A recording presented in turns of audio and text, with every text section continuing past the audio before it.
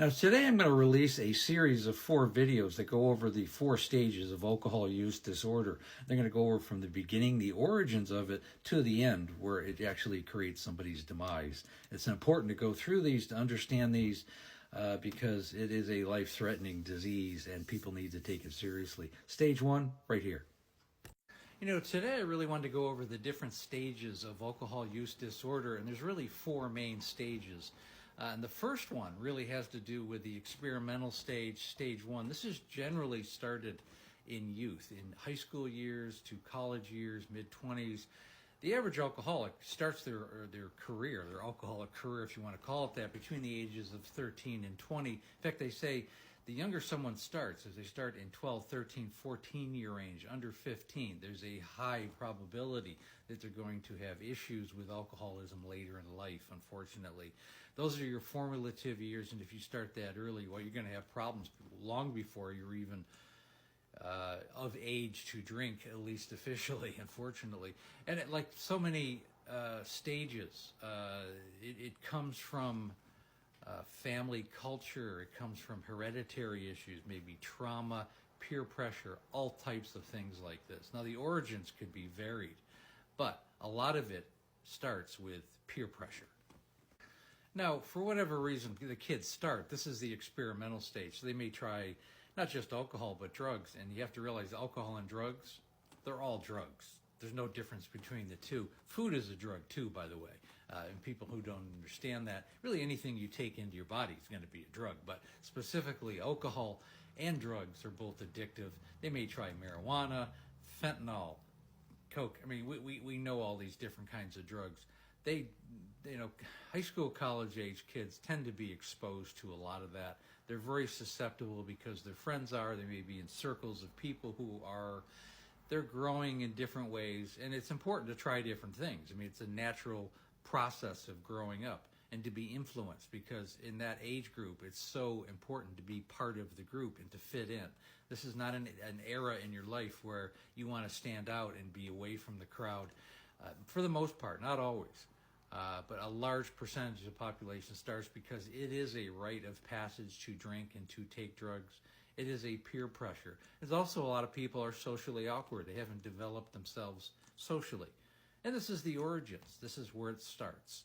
The good news is that the vast majority of people who begin to drink in their high school years, college years, up until their mid-20s, the vast majority of those people will never become alcoholics. But it is the foundation of why people drink in the earlier years. And I think really the thing to concentrate on here is that the person's been exposed to drugs and alcohol during this era. Now, they may or may not partake in it. It may not become addictive, highly unlikely that it will. And usually the addiction is attached to something else. There's something else that's gone on in their life. Maybe they had a bad family life. They had some kind of trauma. Hereditary issues, ALDH1 and ADH2, I think that's the two genes that give someone a predisposition. This is where they can manifest during this era.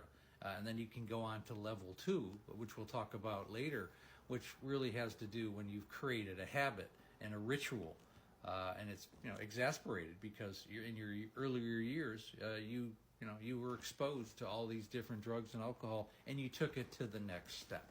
Unfortunately, if you follow me at all, my wife was no exception. I mean, long before I met her, probably 10, 15 years before I met her, she had trauma in her childhood right around 16, which would have been, about 15 years before I actually met her. And it still bothered her even when I met her. It was a big subject. And she told me about it even in the early days of knowing her. And I realized it was an issue. So that was how she created the next steps. But I have no doubt that she drank in high school and college years because I knew some of her college friends when I first met her. And they all talked about how everybody, consumed alcohol in that era. And the only other thing I want to say about stage 1 is that the vast majority of people, again, will not become alcoholic who are in this experimental stage. And it's only called stage 1 is because you have exposure to alcohol.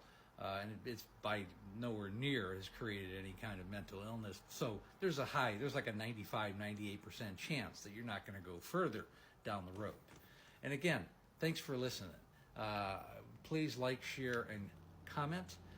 Again, we have the Facebook group called There's an Alcoholic in the Family. I will be going live again starting on August 21st. I have to take a little layover there. A little problem with TikTok, I guess. And again, we have I have my coaching program. Click on the link above. Schedule a breakthrough call. It's designed for families and alcoholics.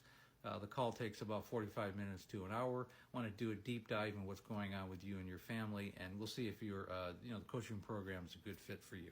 And again, thanks for listening.